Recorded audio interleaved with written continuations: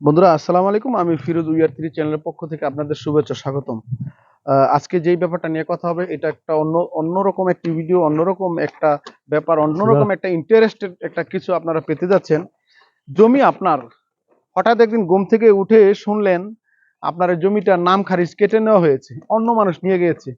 কিছু ভূমি অফিসের দুর্নীতিগ্রস্ত কর্মকর্তা, ভূমিদস্যু, তাদের কারণে এই জিনিসগুলো হয়ে থাকে। আজকে সেইরকম একটি মজাদার ইন্টারেস্ট ঘটনা আপনাদের শোনাবো, একদম কাগজপাতি সহকারে প্রমাণ। আসসালামু আলাইকুম কাকা। আমরা একটু জানতে চাচ্ছিলাম আসলে এই যে যেই জায়গাটার ব্যাপার কথা হচ্ছে, এটার আসলে বৃত্তান্ত জিনিসটা আপনি একটু খুলে যদি একটু বলতেন। এটার হলো সিএস মালিক হলো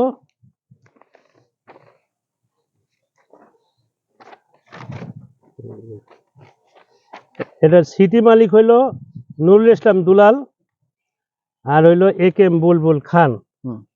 আর বাকিগুলো আর না, এটা হলো ঠিকানা ঠিকানা ঠিকানা ওদের ঠিকানা। জমির দাগ হইলো 1701। এই 1701 দাগটা আর এসে হয়ে গেছে হলো 620। এই যে আর এস দাগ 620। হ্যাঁ, এই 620 এর মালিক হইলো গোপাল চন্দ্র, অগ্নিমোহন, হরেন্দ্র। চারজন, এই তিনজন, চারজন তো দেখা যাচ্ছে। তিনজন না, এটা হলো পিতা হরচন্দ্র গং। ঠিক আছে, ঠিক আছে। এই তিনজন হইলো হিন্দু মালিক।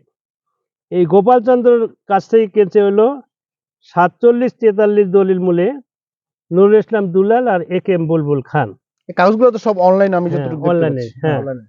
আর এইখানে আবার এসএতেও মালিক হরচন্দ্র, আর এসে তার ছেলেরা, সিএসএ মালিক কৈলাস চন্দ্র, হরচন্দ্রর পিতা। এইভাবে সমস্ত ডকুমেন্টস গুলো আমার হাতে, সব ডিজিটাল, অনলাইনে আপনারা দেখতে পারবেন। তাই তো দেখতে পাচ্ছি। হ্যাঁ, এবং খাজনা খারিজও কমপ্লিট, রানিং খাজনা খারিজ। এই দুলাল, নুরুল ইসলাম দুলাল আর একেএম বুলবুল খান রেহানা বেগম আর লুৎফুন নাহারের কাছে বিক্রি করছে। রেহানা বেগম লুৎফুন নাহারের কাছ থেকে পাওয়ার করছি আমি, ইয়াকুব আলী কবির। এখান থেকে বায়না করছে হারুনুর রশিদ।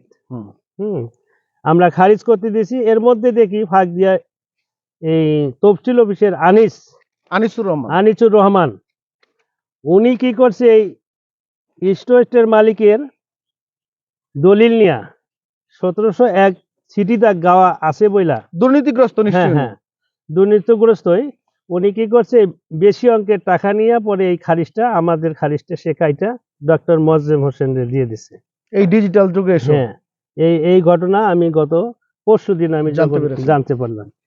তারপর আনিসি খুঁজলাম, আমি পাইলাম না। পরে আমি রবিবারে ওর সাথে আমার কথা হবে নকশা নিয়ে। যেহেতু তার আরএস এবং সিএস এসি দলিল নাম্বার কোনো জিনিসেই মোয়াজ্জেম সাহেবের দলিলে গাওয়া নাই। তারপর সে কিভাবে করলো খারিজটা, এটা আমি বুঝতে পারতেছি না।